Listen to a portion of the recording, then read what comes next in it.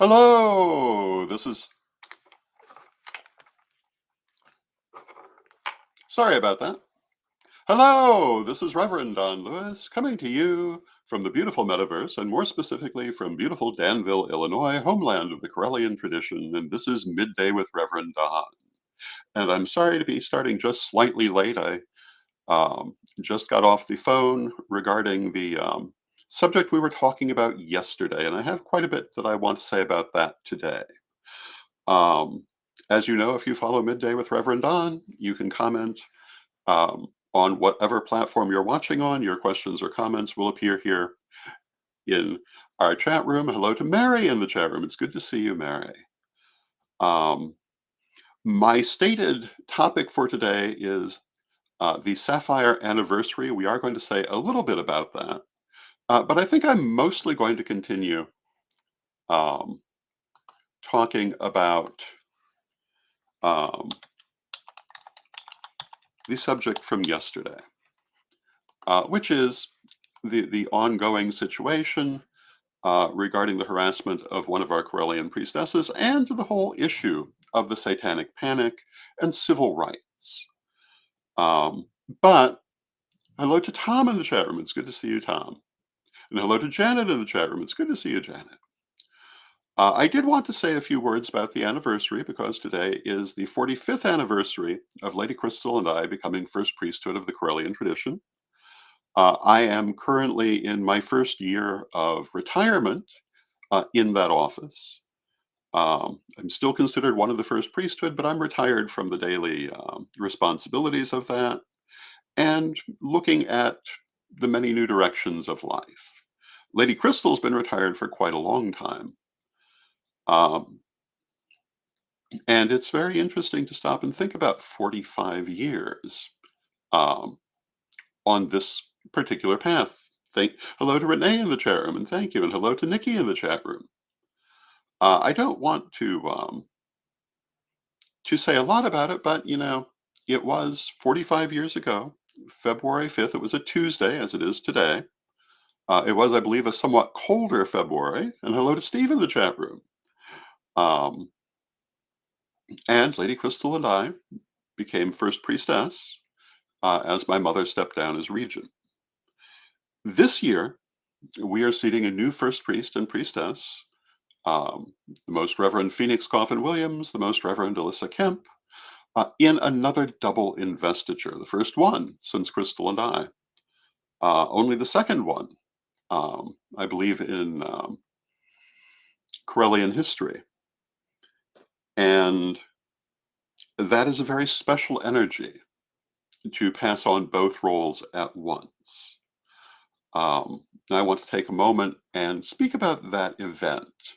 It will be happening at the Spring Lustration, which will be being held from May 16th to May 19th here in Danville. If you want to learn more about it, there will certainly be many more announcements. You can also go to Correllian.com/lustration-2024 HTML and find out more there. Maybe sign up there. Hello to Brenda in the chat room. It's going to be quite an occasion. It's going to be a wonderful occasion. For me, it will be a wonderful and in its way, a bittersweet occasion. For the new first priesthood, it will be a colorful occasion because, I have to say, it's not an easy position. Now, hello, Brenda in the chat room, says that there's a Facebook event page as well, so you can find it there. And we're hoping to get a lot more information out more widely about the event. We're hoping for a large turnout locally as well as from the wider tradition. When I retired in office just under a year ago, one of the things that really caught my attention was that I dropped a very large amount of weight very, very quickly. Part of that was part of the health situation that led to my retirement, but part of it I could not help but feel was the shedding of the office, that I had carried it as a physical weight all those years. One of the things we comment about in the Correllian tradition is that the higher you go in rank, the heavier the robes become, and that's intentional. But to Lord Phoenix and Lady Alyssa, um, one of my messages is you're picking up a lot of weight. You're picking up a heavy responsibility, and I hope that everyone will help both Phoenix and Alyssa to carry this responsibility. It's a lot to carry. Hello to Donna in the chat room. It's good to see you. Um, I want to take a moment to comment on a couple of things about those 45 years that I have been a Correllian First Priest. One of them is the change in the world. And it's been a very interesting change. And I talk about this frequently. In some ways, it's much easier to be pagan today. And in some ways, I'm not entirely sure that it's easier. Um, I think on an individual basis it is. I think in terms of some of the political dangers we face, they seem greater to me now. I think we had a long period um, when there was a lot of potential threat that really has become much more actual over time. We were talking about this yesterday. We were talking about the Satanic Panic. We were talking about the possible return of the Satanic Panic. I have been openly pagan this whole 45 years, and even a little bit more than that. I was openly pagan in middle school. And while I'm not going to say I've never had any problems, they were not, for the most part, in my personal life. I don't know if that's because I'm a rather imposing person, um, or just where I was and the people I was dealing with. But maybe it was the way that I presented. Maybe it was the way that I presented what being pagan means, what being Correllian means. But for the most part, I did not encounter hostile reactions. Now, moving on the national scene, it certainly has not always been that way. Those of you who remember the Hoopston years will remember there was quite a bit of turmoil at that time. Um, and there have been other times as well. And hello to Ebony in the chat room.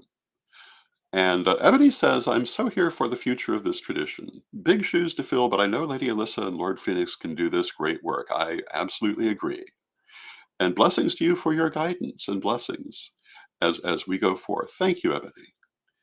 Um, it is, I think, the beginning of a new era. And it's going to be quite a ride, as it's always been. And illustration will be quite an event. Now, I wanted, secondly, to talk about some of the people who have been important in these years. And a lot of this half hour is actually going to be continuing our conversation from yesterday. But I did not want to let this occasion pass.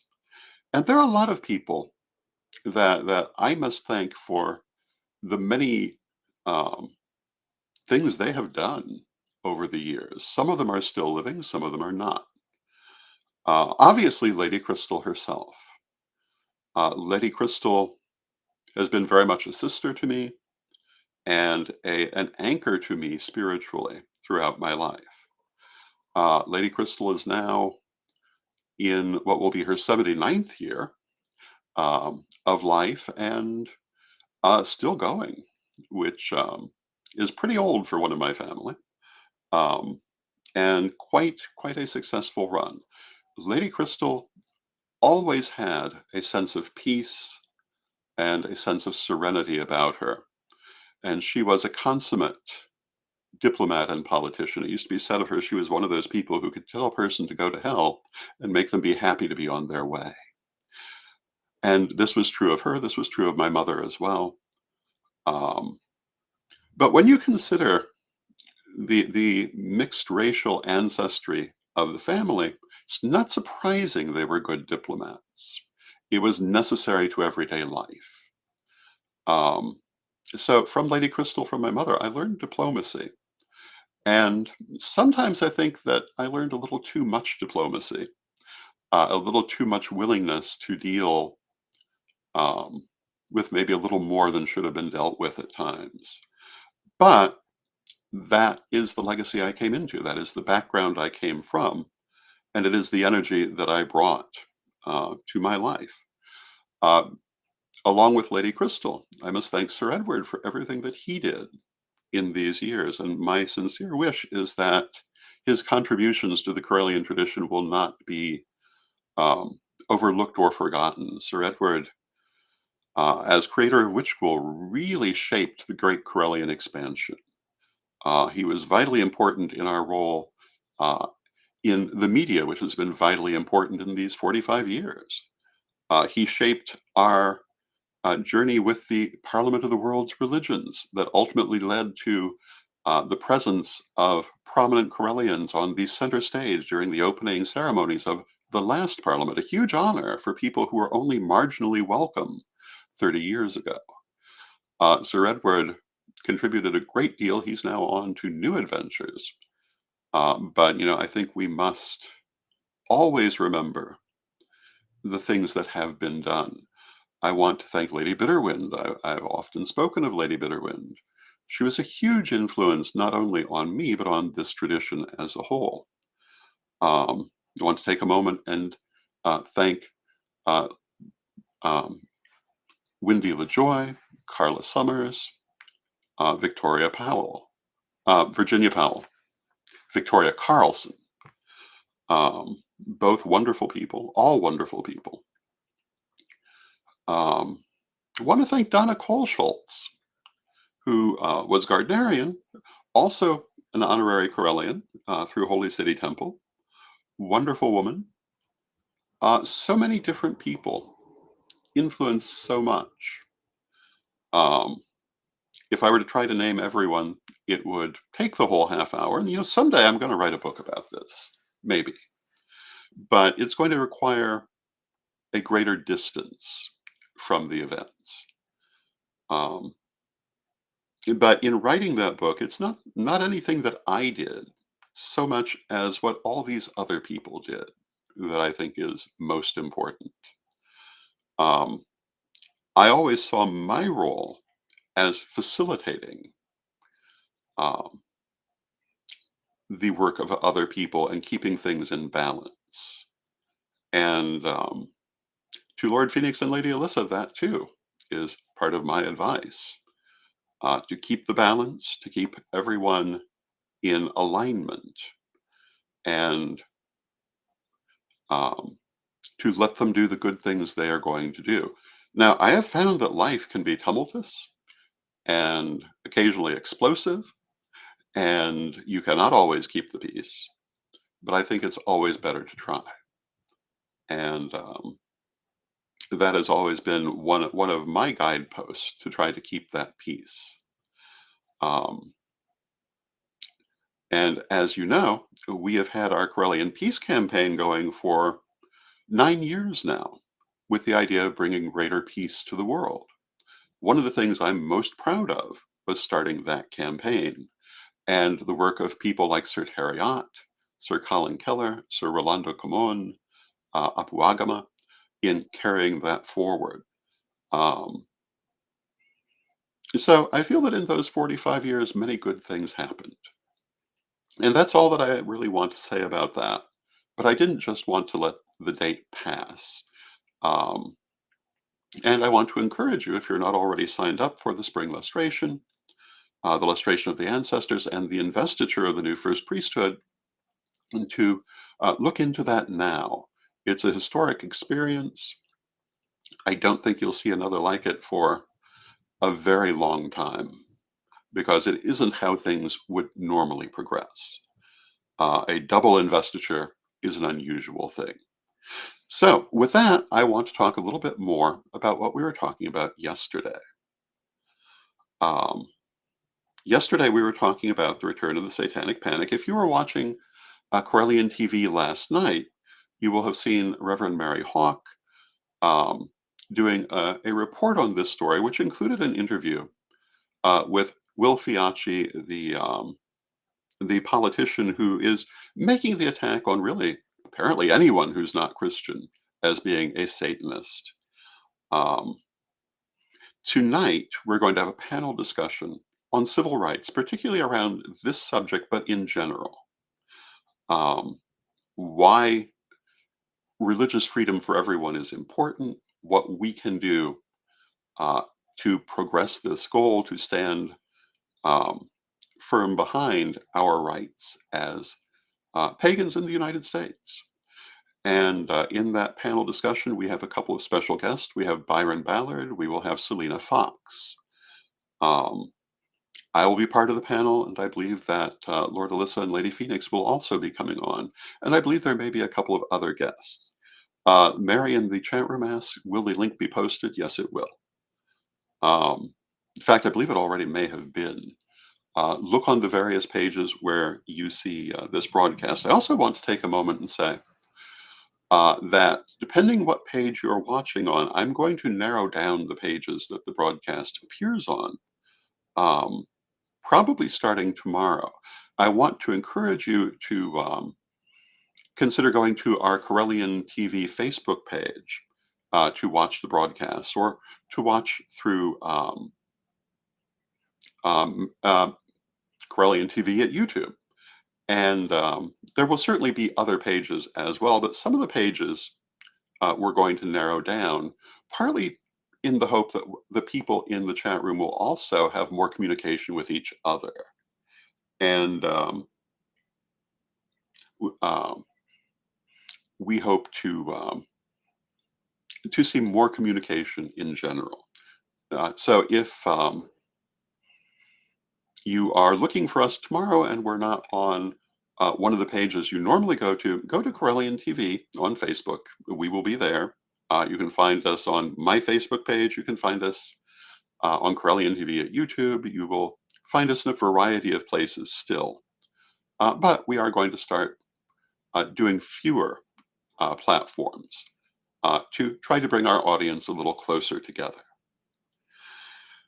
Tonight, the panel program, I'm very pleased to be able to say that we're going to have these people joining us. It's going to be at 7 p.m. Central Time here on Correllian TV. Um, and um, oh, and hello to Lord Gary in the chat room. It's good to see you. Having people like Byron Ballard and Selena Fox is very important because of their background working with these issues. I have some background working with these issues. Um, it's a serious subject. And, a number of people have suggested that, maybe this incident um, is not that worrisome. And, goddess willing, that will be true. But the problem is these incidents can become serious unexpectedly. They can become serious when it doesn't look like they ought to be. I mentioned the satanic panic, that the person who started one of the big daycare satanic panics was a diagnosed schizophrenic who suffered from hallucinations, and everybody knew this. They knew that the accusations she made were not physically possible to occur, but it still became a moral panic. It still became a huge issue, and it still disrupted many people's lives. Just because someone doesn't seem like they should be taken all that seriously doesn't mean they may not be. And, I would point to some of the people currently riding quite high on the political field who you would not 20 years ago have thought would be taken seriously. I would look to some of the people in media who make a career out of conspiracy theories, like Alex Jones, who you would never have thought would be taken seriously, but they are. Um, and so I think that every time there is a threat to our civil rights as pagans, we have to take it seriously. We have to be concerned with it and not dismiss it as an unimportant situation. This particular situation began because um, a Correllian priestess, who happens to also be a school teacher, made a comment about keeping religion out of classrooms. That it was not a place for religious indoctrination, and set off this attack um, by someone who does feel that religious indoctrination should be taking place in classrooms, just evangelical Christian indoctrination. And if you watched the interview last night, this person went on to say, and had previously said, but repeated, that they feel that no one but Christians, presumably evangelical Christians, should have a place in the public school system. They made an exception for Jews if they don't talk about what they believe. Um, Now, of course, this is a very extreme position, but this is not the only person who takes it. I think we all know that. And I think that to ignore the situation is dangerous. Now, to um, how to react to it is also a question that involves its own dangers. What is the best way to react to it? How do we respond to things like this? And that is what tonight's program is about. What is the best way? What have we done in the past? What has effectively um, combated this kind of attack in previous situations? And I'll tell you, in my opinion, there's no one better able to address that topic than Selena Fox. And the other people on the panel, including Byron Ballard and myself, will, I think, also have some very relevant things to say. But Lady Selena is the knockout champion of pagan civil rights, I think, um, and the Lady Liberty League. And if you find yourself with your civil rights being challenged, I think the Lady Liberty League is usually the best place to go. Um, and we'll be talking tonight about what to do, how to handle this sort of thing, and why it's important to handle it. You know, in daily life, it's very easy to say, well, I don't want to get involved in this. I don't have time for this. I don't want this negativity to enter my life. And it's hard, particularly as a public figure, to decide between when that is the best way of handling something or when an answer must be made. Part of what makes this situation relevant is that we are talking about a relatively public figure. We're talking about civil rights in the school system. And, this happened, this attack happened in New York State. It's not, in all likelihood, going to get any traction in New York State. Um, but that doesn't mean that it's going to stay in New York State. One of the things I mentioned that when we moved the Witch School headquarters to Hoopston many years ago, um, 21 years ago, in fact, there was quite a bit of tumult around that, including a very vociferous city council meeting that we could devote an entire show to if we chose to. But one of the things that we observed in that city council meeting is that most of the people who flooded that room were not, in fact, from Hoopston. They were brought in from outside to expand the issue. And that's why the location where something like this might occur is not always that relevant, because the network that may back it is much larger than one location. And it's not the individual, but the fact that there's a whole movement dedicated to Christian nationalism, Christian dominionism, that is doing relatively well, that we must be concerned about. Many of the individuals, we might look at them and say, this person's a joke. How could we take them seriously? But, if you look at some of the things going on in the country, if you look at the anti LGBT movement, if you look at the book banning movement, a lot of the people involved in this look like clowns too, still do, but they're being successful. And that is not necessarily a reason not to take something seriously. Um, and a final comment on the 45 years that I have been in this position is that this threat to our civil rights has always been a theme. The Five Mystic Secrets, the book my mother wrote back in the 1980s, was written to counter exactly this kind of movement. At the time, it was called the New Right. And they were quite clear they wanted to invalidate the rights of anyone who did not come from their religious background. It is an ongoing issue that I'm sure will be ongoing throughout my lifetime. But I'm hopeful that future lifetimes might be different, that um, future generations may be different, but there's a lot of work that still has to be done for that to happen. Um, I wish that I could say that this energy is less now than it has been previously, but in fact, I think it's greater. I think that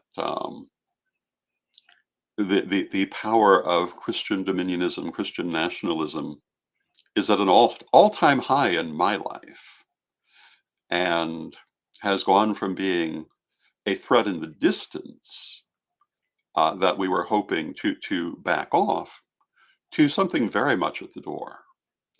And I think that we must not fail to take it seriously. So I hope that you'll join us tonight for this panel program on civil rights, where we will be talking about what can be done about this, what perhaps should be done about this, what we as people can do about this.